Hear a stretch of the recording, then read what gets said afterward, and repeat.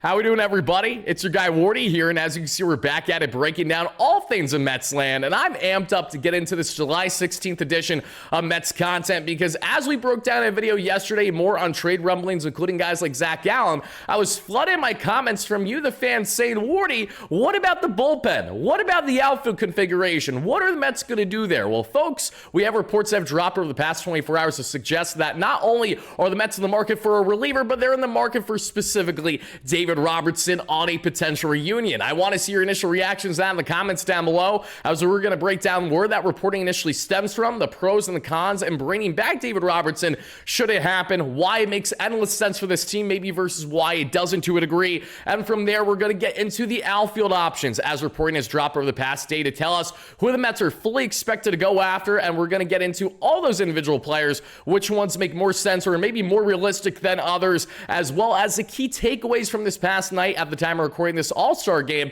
headlined by the Polar Bear doing absolutely polar bear things with the bat, and an absolute bombshell that just came out there from MLB.com there that I'm going to show you guys in just a second. They just dropped a clip regarding the New York Mets and David Wright, and what they just did has us all thinking the inevitable, and that's that Francisco Lindor is going to be officially labeled captain here in the coming days. Why do I feel this way? Let's just kickstart the show by actually getting into exactly what I'm referencing. But before I do that, please make sure to hit that like and subscribe on your way, and it's greatly appreciated, everybody. And please let us know all your key takeaways in the comments down below and everything that we're going to break down in today's Mets content. And as always, shout out to our amazing sponsors that make today's show happen at SeatGeek. Make sure you guys utilize our promo code WARDY10, link down below in the description, because then you're going to get 10% off your next ticket purchase. So whether it's for Mets tickets, maybe concert show tickets, comedy show tickets, you name it, SeatGeek has you covered for all things on the ticketing space, as well as our great friends at Moomoo that have you covered as the official trading platform of the New York Mets. Listen up.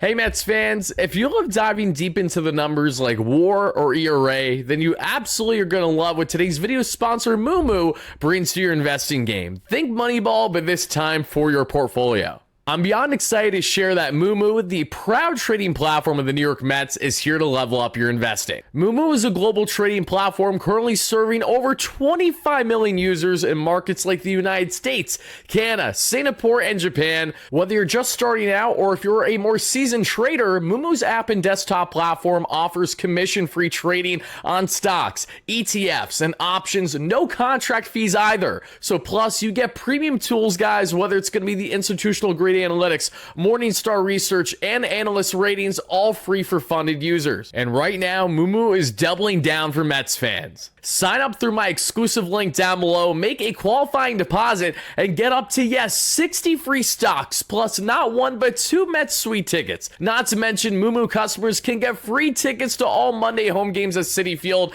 and who knows, you may even see me at a game. And with zero commissions and zero contract fees on stock and ETF options, you keep more of your wins. Are you guys ready to trade smarter? Download Moomoo now and swing for the financial fences. And shout out once more to Moomoo for being an amazing sponsor here on the platform. Alrighty, folks, and one little thing that I have to show you guys is promo. It's for a great reason, especially if you guys haven't checked it out already, and that is the official Wardy Day event that we have at Citi Field beginning on August 1st, the first of many events we're going to be doing at Citi Field there in the near future, and I really need to make sure that you guys check this out because we are now less than 2 weeks away, or right around 2 weeks away from this becoming a reality. Just listen up, everybody. We're going to have timestamps. Don't worry, and I will make sure that you guys see every piece of content and hear everything that you want to hear in today's topics. But please, just listen up once more. It's Wardy here, and as you can see, we are at gorgeous Citi Field, and folks, you can get the ultimate, the prime experience with your guy Wardy at our first ever official Wardy Day. August 1st, Mets, San Francisco Giants there for the evening game. The day after the MLB trade deadline, you, your friends, your loved ones, select Mets fans will get the ultimate experience with your guy Wardy. Not only are we going to hang out at the ball game together, but folks, look at the seating.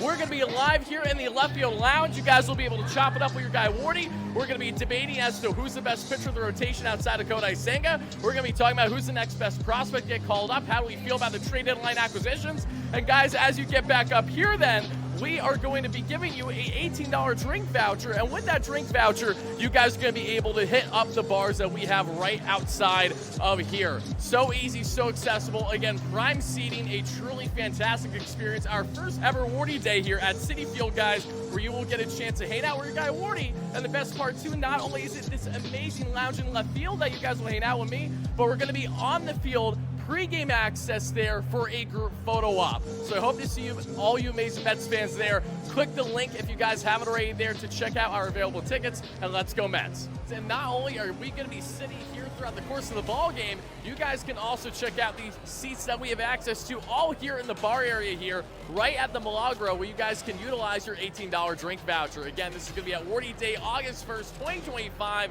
Oh wait, yeah, almost forgot. It's also fireworks night. Bang! Hope to see you guys there.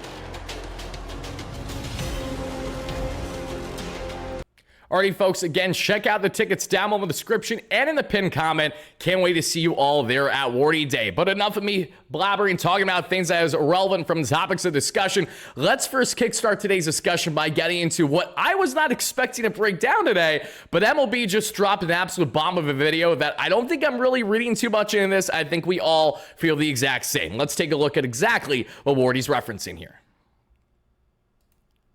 And shout out Emily in Queens for first putting me on to this. Like many other Mets fans, that why it has over 1,000 likes already, not even an hour there on X. It's blowing up right now, and here's why.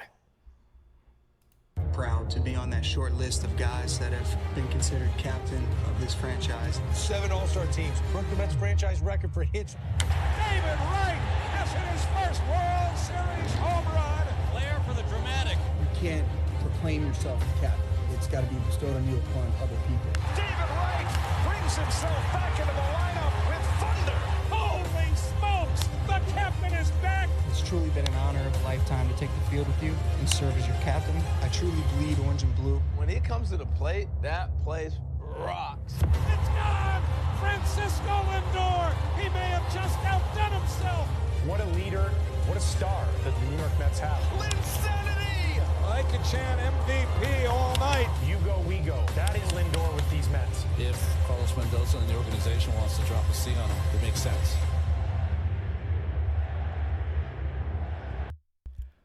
All right, everybody, if you know what I'm referencing here, then listen to the following. Cue, I believe it, Brian Windhurst meme when he's like, why would he do that? When he's holding this up at ESPN from like over a year ago before another big NBA move happened.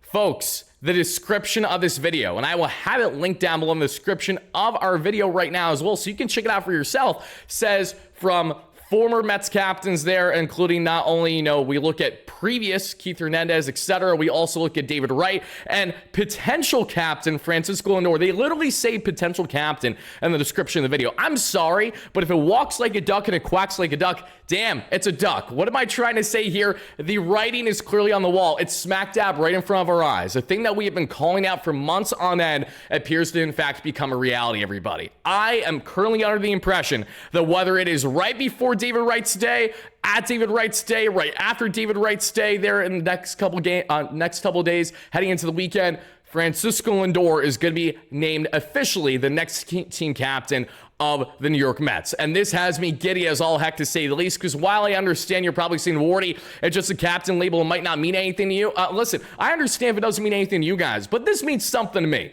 especially as one who did not get a chance to appreciate David Wright's greatness throughout his entire career because of my age, and especially when I started to get locked in on baseball. That wasn't until really when David already started to have more of his spinal stenosis issues there that we saw getting into the 2010s, and that was really starting to derail him in the second half of his career. Francisco Lindor has been the guy I've covered every step of the way since he first landed with the Mets there back in the winter of 2020. So when I tell you that this is exciting, for me, that's an understatement. And knowing that Francisco Lindor may very well get the torch past him officially there at Wright's retirement day further proves my thought, because I stated this going back to last summer, how I think that would be brilliant if the Mets went ahead and did that. I can see why they wouldn't, because maybe you don't want to overshadow or take the spotlight away from David's big day, but between all the hype, all the build up, build-up. SNY's a nice little mini docs are doing the right way on the build-up to David Wright's very exciting day. Everything that the Mets are doing themselves. It's been fantastic promo, but MLB does not go out of their way to promote that video with Francisco Lindor as a transition from Wright without there being a full expectation that Lindor will be announced the official captain of this team. And it doesn't make any more sense than to do it right in the heart of when David Wright is going to be retired and in Mets team history forever with that number 5. Mets fans, I want to hear from you guys in the comments down below there on the Francisco Lindor passing the torch captain front. Are you guys for that? Should it happen? Are you against it? Should it happen? I don't really see why you would be against it, but to each their own, I suppose. That is very exciting news right there, and that literally dropped right before I got set to record this video today. I'm so glad the timing happened when it did so I can react kind of live in real time because I did not watch the video in its entirety. I just saw a clip that Lindor was in it. I'm like, oh, I'm going to save this for when we do this together, everybody. So that is what we have there. Very exciting stuff. We will see what is now next for Francisco Lindor. Not potentially, but probably more than likely the next captain, official captain of this New York Metropolitan team, guys. You heard it here first, as well as from the MLB announcement there. We'll see what the next couple days ensue leading into David Wright's very special day over the weekend. But now, guys, going on from talking about the captain passing the torch from one to the other potentially, let's get into the Mets potentially bringing back, yes, veteran right-hander and Mr. David Robertson. Because I know you guys are probably saying to yourself, Wardy, we have talked about D-Rob before yet. It hasn't happened. I understand, but we actually have a lot more substance now in regards to David Robertson, because in the past when we talked about him leading in the season, we were just saying how much we wouldn't be opposed to a Robertson reunion, even at the young age of 39, and I believe he's 40 now, so that graphic is slightly outdated, not by the stats, but just by the year, because his age, because I did this going back to the offseason. But Robertson obviously is coming off of a unbelievably dominant year there for the Texas Rangers at the age of 39. The guy's fastball, again, is still perfect. It sits in that 93 to 95 range. The breaking pitches are as good as any. Robertson's entire mix has been tremendous, and that's what led him to a jaw-droppingly good season. 72 innings. We're looking at a flat 3 ERA, a 3.22 expected ERA, a 2.65 FIP, a 2.69 SIRA, at just over 1 WHIP, 99 Ks, a 12.5 K per 9 to a 3.4 walks per 9, one of the best K to walk ratios you'll find from any reliever in baseball last season. And after Robertson declined his $7 million player option with the Rangers for 2025, he hasn't signed with a team since, pretty much because he's just waiting for the right opportunity. And D-Rob doesn't really need to pitch an entire season if he doesn't want to, especially if the money isn't necessarily there for him, because he's done everything at the major league level already. He's been in the league for basically 15 years already. He is I'm pretty sure he's the only active player that's actually still played an OG Yankee Stadium. Not current Yankee Stadium, OG Yankee Stadium. That is how old David Robertson is. But the one commonality with David Robertson from the time of his rookie year until present day is that he has been consistently dominant his entire career throughout his roughly around a decade with the New York Yankees, his half-year stint with the Mets in 2023, which was brilliant in that closer role there, filling in the shoes of Edwin Diaz as he was out all year with that knee injury. You look at what he's done since then, outside of his little stint with the Marlins there that same season because he didn't want to be in Miami. Can't blame the guy there. Outside of the perks of being in Miami, outside of the baseball team itself, he's been dominant every single spot he's been in. So where does this reporting now stem from in regards to David Robertson, everybody? Great question. Let me enlighten you as to where exactly it comes from. And it comes from our fantastic friend on the platform that many of you guys know here, that being Will Salmon of The Athletic, because Will came out with a piece this past day saying the following: free agent David Robertson could be an option for teams seeking bullpen help. And could is an understatement as well, because the Mets, the Yankees, and multiple other teams have already sought and have shown interest in David Robertson. And they have been talking internally amongst themselves as to how much they're going to go ahead and potentially pursue the veteran I shouldn't say young, but veteran right-hander there and Mr. Robertson. Now, this has me very excited, because if you guys have been following the platform going back to that 2023 season, you know very well that while there were very little things to be happy about in 2023 covering the Mets on a daily basis, especially for a living, it was brutal, absolutely brutal. There was one positive. It was the bullpen and David Robertson specifically. It was him and Brooks Raley. Those were my dogs. And Brooks Raley is returning this Mets team as soon as the second half starts, which is amazing. Post All-Star break, as we know. David Robertson, if you could add him into this bullpen, this is as good of a dominant lefty acquisition as they come. And I know you're probably saying, Wardy, what are you smoking? What are you yapping about? What do you mean he's a dominant lefty option? Buddy is a right-hander. Are you blind? Why can't you figure this out? No, guys. guys, I'm not blind, even though I wear contacts, so maybe I'm a little bit. I'm here to tell you that David Robertson is probably the best lefty option that they could acquire when it comes to getting lefty batters out. In case you're wondering why I'm saying that, David Robertson has consistently been one of the best relievers in Major League Baseball on getting lefties out. Lefties cannot hit a lick against this guy to save their life. That has been his bread and butter, and that's why he's been so valuable in baseball for the past 10 to 15 years. Regardless of the fact of Robertson's size or lack thereof, it never gets in the way of how dominant he is. Look at just how he attacks Trent Grisham here. Prime example, everybody. I mean, Grish was always going to be swinging away there, but his ability to get that breaking ball down in. Here's Juan Soto. Let's just look at this matchup when Juan was with the Padres.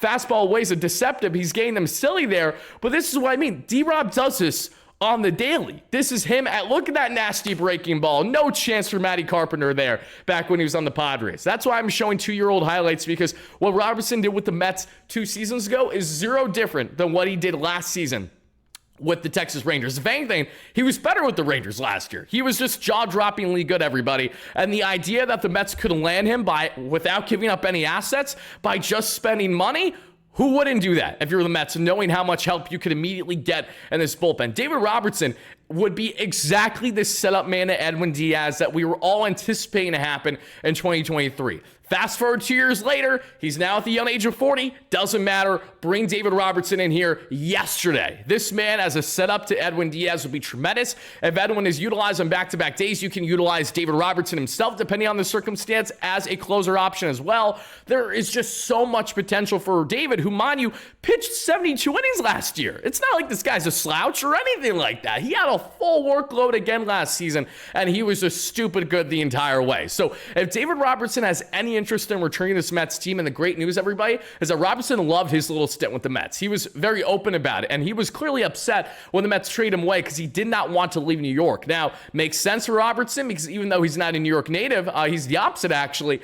He feels like a New York native as someone who was with the Yankees and dominated with them in deep postseason runs, World Series runs, all those things there that we saw, especially in the 2000s, to the early 2010s. Well, Robertson loves New York. He's thrived in New York. So whether it's going to be the Mets, the Yankees, or a different contending team, it feels pretty obvious that a contender is going to get their hands on David Robertson and hopefully get the best out of him for that second half stretch heading into postseason play. That right there is a weapon. That is a cheat code. And if the Mets can go ahead and sway Robertson enough by just give him a dummy half-year contract is what you've got to do here. If he said no to $7 million there, you got to make sure that he has stupid incentives for the second half signing. That's what you do, in my opinion, if you're trying to sway him over going back to, say, the New York Yankees. Because if I'm Robertson, of course you have an interest to go back to the Yankees after all the great success you had there. So how can the Mets separate themselves outside of only having him for half a season when they trade him that same year, mind you? It's by selling on what the Mets are now, how they're better positioned than the Yankees potentially to win now, including this season,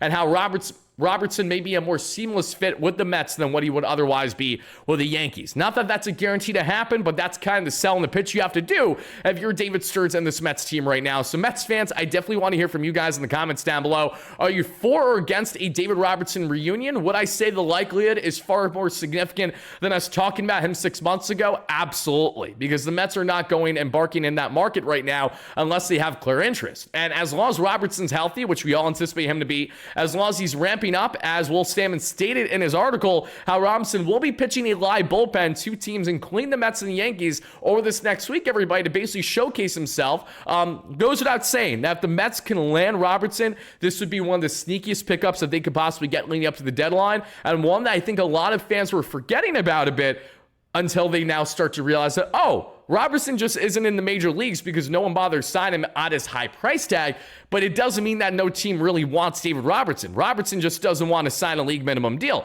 Robertson didn't want to sign for less money than what he was making with the Rangers heading into 2025. All valid reasons for him to opt out, the same way that every team has the right to have reservations, regardless on how dominant of a pitcher he is, because of his age through and through. So I'm excited to see what the future is of David Robertson. Bring this man back to Flushing, Queens yesterday already, and that is what Wardy has to say about that. Now, guys, before we get on to our next topic in this one, which I'm really excited about, breaking down the center field options for this New York Metropolitan team, let me just enlighten you all, in case you guys do not know already, when it comes to sports betting, should you guys gamble and do it responsibly, please make sure you do it responsibly. Cannot emphasize that enough. Head over and check out our great friends at betus.com.pa that have you covered for all of those betting needs. Simply utilize our promo code YouTube150 because you're going to get a 150% sign-up bonus, which means that if you guys want to dabble on Mets money lines, if you guys want to dabble on MLB picks, props, you name it, whether it's for different sports as well, maybe you want to dabble in the casino, regardless, everybody, BetUS has you covered. And as you guys can see here right now,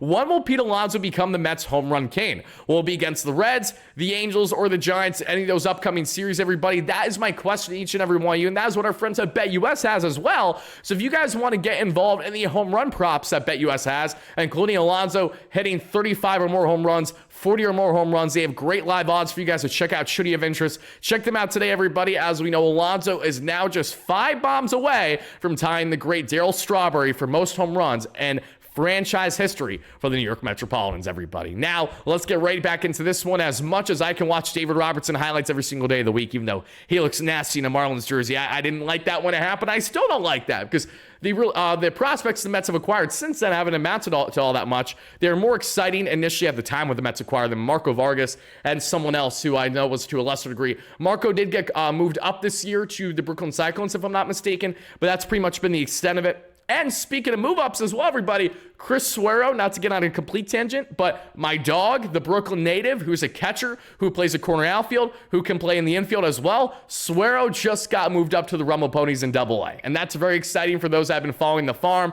We're going to be giving you guys daily prospect farm updates as soon as the season gets started here in just the next day or two, so be on the lookout for that for our usual daily breakdowns on the latest farm reports for each and every one of you. But Suero's a dog. I love him. He's one of those prospects I don't want to see the Mets trade at all. I think that he's one of the most athletic and the most diverse options the Mets have in the farm. And again, he's a Brooklyn native, so the fact that, Bronx native. So the fact that he was playing in Brooklyn was really cool. Now he's with the Rumble Ponies there, and hopefully balls out there at over 800 OPS, looking fantastic this season. And that is what Wardy has to say about that. Now, enough showing David Robertson. As much as I love D-Rob, everybody, let's go ahead and show another reunion candidate, something that I bet you guys weren't expecting to see today. Yeah, guys, we're going to talk about him. Let's get into it, and let's break down here what the Mets might be getting in a Harrison Bader reunion. Now, I know you're probably saying, Wardy, what are you smoking? Put it down. What do you mean a Harrison Bader reunion?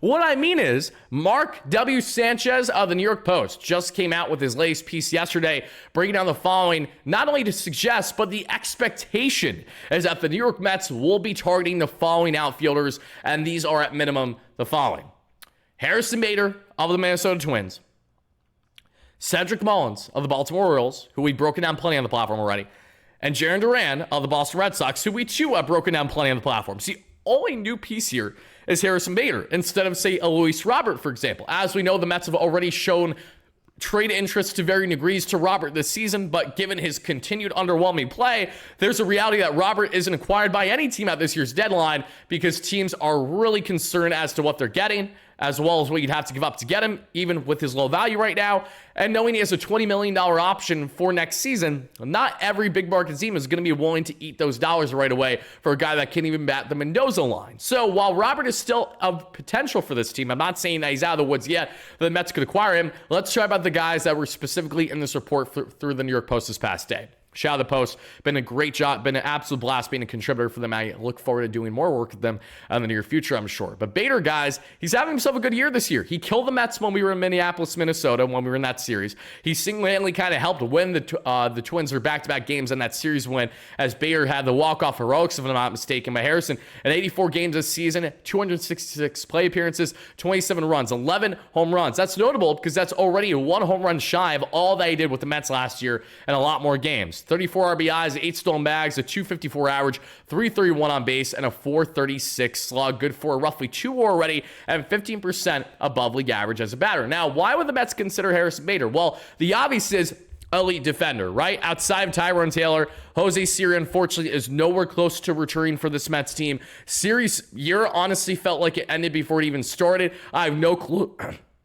I have no clue if Jose Siri is going to be utilized in any which way, shape, or form by this Mets team before the season ends. But as of now, it's not looking great. So for all the reasons, you got to add more center field insurance. Even with how great McNeil has played with his bat, you need more defensive range there. And Tyrone Taylor is just too Jekyll and Hyde as an everyday player to warrant getting that continued daily playing time. So Bader, like he did platooning with Taylor last year, I think would thrive. Great defense. All he needs to do is make sure he's not legging singles into doubles.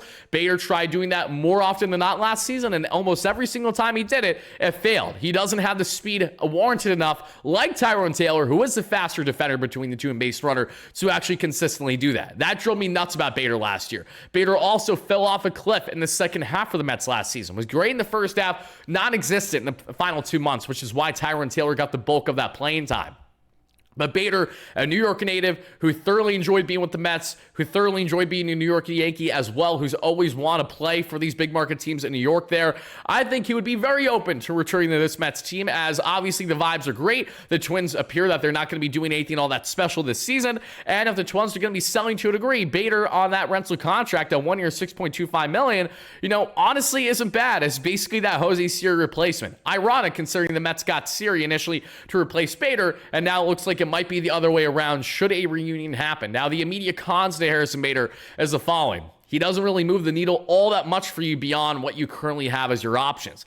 But is Bader a better option than others when you're considering outfield depth? Absolutely. I mean, you're going to take Harrison Bader every single day of the week as a platoon center field option that he would platoon, not necessarily just with Tyrone, but with McNeil. Like, this will put more pressure on Tyrone than his step up. If not, then his playing time could be completely limited, where it's a complete reverse of what happened last year. Instead of Harrison Bader getting benched and Tyrone basically being the guy, it could be the other way around where Tyrone gets benched if he can't get his head out of his you-know-what and get more back in a groove for this team. And then McNeil obviously cools off a bit offensively. He's not going to have the defensive range as good as Bader, so all the more reason make sure you have some defensive certainty there. And obviously a guy that knows what it takes to win, has had some flashes of brilliance with the Mets. Not a player I hate by any stretch, but I just, wasn't, upset with the Mets letting Bader walk. Now, if Harrison comes back, makes sense as to why, but I completely understand the counter from Mets fans saying, I want more from that center field option than what Bader can give you. That's a rightful argument. My counter is Jeff McNeil has been giving plenty in that area. Tyrone does it in bunches, as we know. When he does, it's great, but when he's not doing it, it's absolutely nothing. Can Bader be that nice little middle piece to give you things more even keel in center?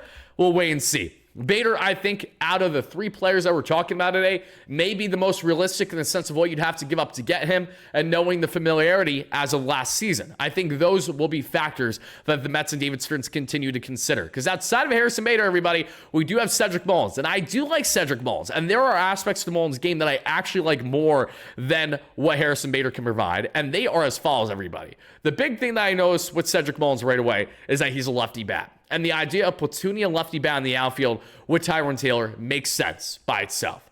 But knowing that Jeff McNeil has played so well at this point this season with his over 800 OPS that he's warranted getting basically those platoon reps in center as a lefty bat makes the need for Cedric Mullins less than what it was 2 months ago. And when we broke down Cedric Mullins last time, he was at a 1.1 WAR this season and over 50% above league average as a batter. Basically the same exact kind of stat line as Harrison Bader, just, more power. But now, Mullins has been playing bad baseball. He has not performed nearly as well this past month.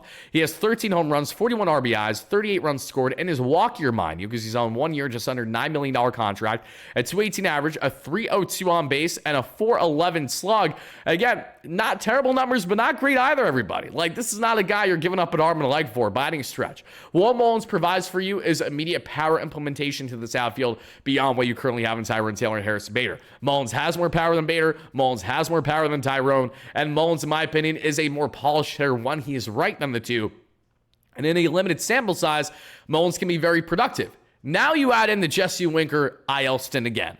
Winker and Mullins' profile very, very, very similar. And if the Mets are going to go out of their way to trade for Mullins, That would be in direct hand to not only add more certainty, but knowing that they don't really need to bank on Jesse Winker to be that true lefty platoon bat for them at the DH position. That would further limit Winker's abilities, and they could either decide to keep him and have him utilized in various ways. They could trade him separately if they're concerned about his health and not being able to stay on the field. There are routes the Mets can go down there should they think that they have an abundance of two of a very eerily similar profile in Mullins and Winker. I think Mullins has more power. I like Winker's plate approach more, however, so that's the funny thing. I like Winker's approach a lot more than I like Mullins, but I like Mullins' defensive range and obviously his power a bit more than I like Jesse on a day-by-day basis. And then you add in the stolen base ability. Mullins is no slouch. He can steal some bags for you for sure. Not the fastest man out there, but not necessarily a slowpoke either. He can be very good with his base running. So another man to consider for this Mets team. Absolutely far from shocked that the Mets are currently in the market for a batter like him. Just not sure if he is necessarily the best fit for this team when you consider the assets that you'd have to give up even for rental there in SETI. But now to go on from Cedric, let's get into Mr. Jarren Duran, because I don't think it takes a rocket scientist to say that most Mets fans that want to add a bat in this outfield like Jarren Duran more than most. And I understand that to a degree, because Duran has the upside of age as well as team control. Jarren, who's 28 currently,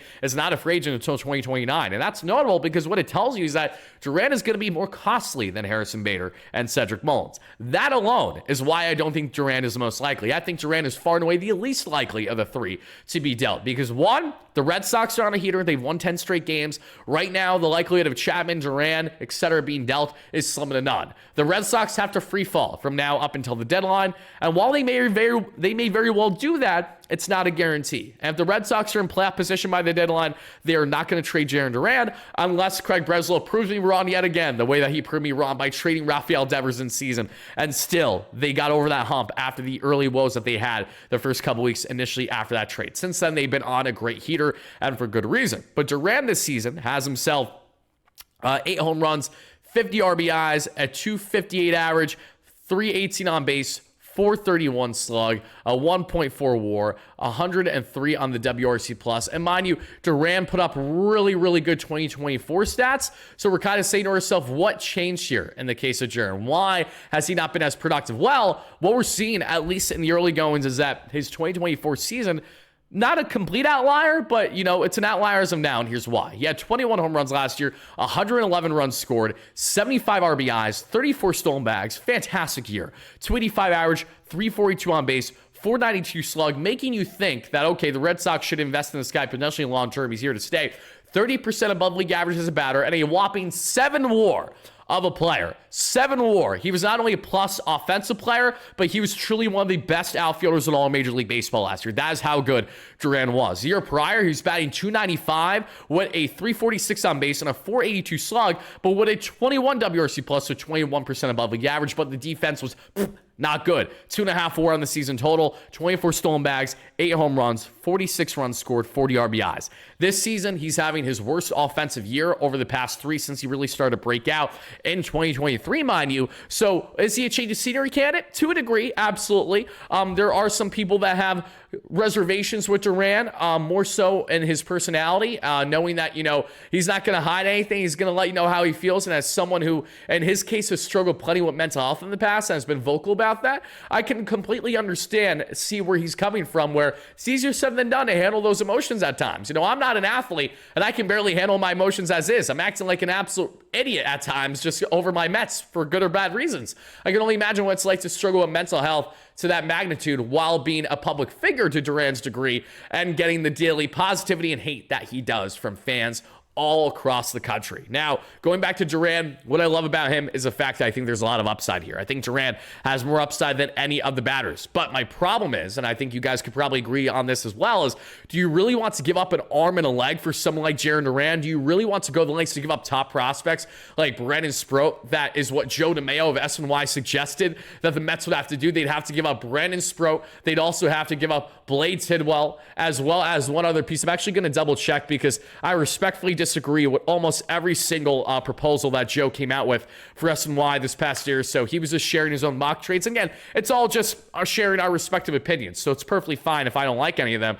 But he had Brandon Sproat, Ryan Clifford, and Blade Tidwell all part of that package for Duran.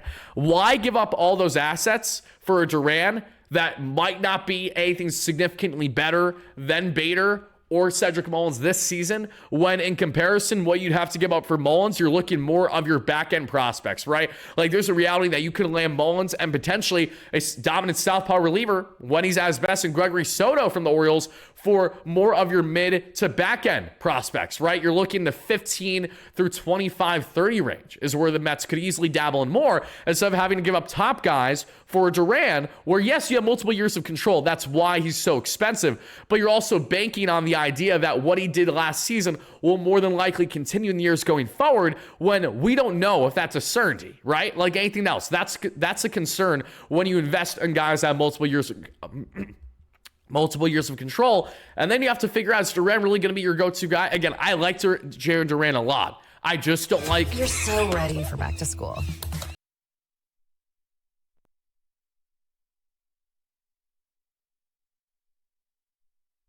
Absolutely brutal. I apologize, everybody. That was a stupid jump scare for a second. Shout out to Fangraphs being absolutely horrendous with their ads. I mean, every single time. Imagine having their ads muted for 20, 30 minutes, and then they just decide to play for you when you don't ask. So love you, Fangraphs, but let's get that figured out, okay? Separate from that, however, for the jump scare, and I apologize for that. Going back to Jaron Duran here for a second, this, again, is my biggest reservation with him. I like him a lot. I think he is the best option of the three, no doubt in my mind, but my doubt is that David Stearns really going to give up the assets that would take for someone like him? Is if you're the Red Sox, you are selling him at a premium, regardless of how he's performing this season, because of that contract status, as well as where the Red Sox are this year. Their hands aren't forced. They don't have to trade him the way that the Orioles and other teams probably feel very inclined to trade Cedric Mullins, etc., because they're on rental contracts. In the case of Duran, they can sit back and relax and maybe trade him in the offseason, as should he say have a really more productive second half of the year. Maybe he really helps propel the Red Sox into postseason play. Then if you want to consider trading Duran again, his value will be higher than what it currently is. It's high as is right now, but it still can get higher. So for all those reasons, I like Duran, but I'll have to see it to believe it if the Mets are really going to go the lengths to make a trade for someone like him actually happen. So Mets fans, out of those three players that we just discussed, between Duran, between Bader, and Mullins, I think the most likely of the three, based on what you'd have to give up to land, I think it's Harrison Bader. I think who is the best fit of the three? It's Jaron Duran. Who I think probably checks off most immediate boxes for this team without giving up an arm and a leg is Cedric Mullins. They all bring different qualities to their game that are appealing. And Duran, especially as a lefty bat, multiple years of control, love it, love the vibes. And I like Duran personally, like on a personal level. I like him a lot as a player. But that doesn't change the fact that, it takes two to tango, and I'm really not sure if David Stearns is going to go the lengths to do that, or if Breslow's even going to bother to listen if the Mets just offer, a potato chip, a penny, and a tissue. SpongeBob's best friends, if you guys understand that reference there. But that's all I got there, everybody, from that report. So before we get out of here, final thing that I got to share with each and every one of you is as follows, everybody. Like I said, the All-Star game did in fact just transpire this past night at the time of recording this video. So let's talk here for a second on the key takeaways, because David Pearson worked himself a scroll setting, including that nasty strikeout that you guys saw. Francisco Lindor and Pete Alonso cruising the infield, including that nice play there on Javi Baez. Love to see that on Almago, not complaining there. And the Polar Bear blasting one there to right in Atlanta. I love to see it. Nothing better than Atlanta Braves fans booing Alonso and Lindor and everyone else introduced in Atlanta when the Braves have the bare minimum of players representing, because they're horrendous this year, so they're around 10 games below 500. Imagine doing that in the same year that you're hosting the All-Star game. Couldn't have been me. I wouldn't know. But in all jokes aside, in all seriousness, Alonso's home run there initially gave the National League the lead that we saw, and then they went on to win 6-6 in the first home run derby swing-off, which was electric. Kyle Schwarber, potentially future New York Met, they're going to all consider him for DH next offseason. We'll see what happens there. Schwarbaum hit 3 bombs that gave the NL the ultimate victory in the end. And shout out to Jonathan Aranda for being horrendous on doing normal BP. I mean, buddy can't hit a baseball in the park to save his life, couldn't handle the moment. And he couldn't even hit one measly home run yesterday, which would have allowed Alonso to get to the plate to win it for the National League. I know Alonso was frothing at the mouth. He wasn't in the home run derby this year, but he was taking warm-up hacks before the ball game even ended yesterday because he knew it was going to that swing off. The first of his kind. It was electric. I loved it. I would love to see that format utilized in various ways again. I'm not really sure how they could do it, but as like a tiebreaker, I think that was really, really cool, and I did enjoy that. That was far and away my biggest takeaway of positivity from the All-Star break, and I thought overall the game was entertaining. Again, players were locked in. They were having fun, but big bugaboo for me is the fact that we see Edwin Diaz get to use that ABS system and challenge system, and it's a tease because you still can't use it at the major league level this year. The way that he got that called strike 3 in his favor there on Randy Arozarena that you guys have maybe seen in the highlights that I'm relaying there. So, folks, that about does it. Love to see the Polar Bear blasting one in Atlanta on the big stage there for everyone to see there during the All-Star game and during this All-Star break in general. And that is going to do our latest Mets breakdown on all things Mets news, rumors, trade talks, potential signings, and everything in between. So I hope you guys enjoyed this Mets content. If you did, please make sure to smash that like and subscribe on your way out. Check out the tickets that are still available as we have right around 10 or so left, everybody, for Wardy Day, which is just under 2 weeks away. Link down below in the description as well as the comments. Thank you guys again so much for watching. Cannot wait to be pumping out more Mets content every single day. Until then, folks, have a great rest of your night to evening whenever you're watching this. And this is your guy, Wardy, signing out. Let's go Mets, baby. Peace out, folks.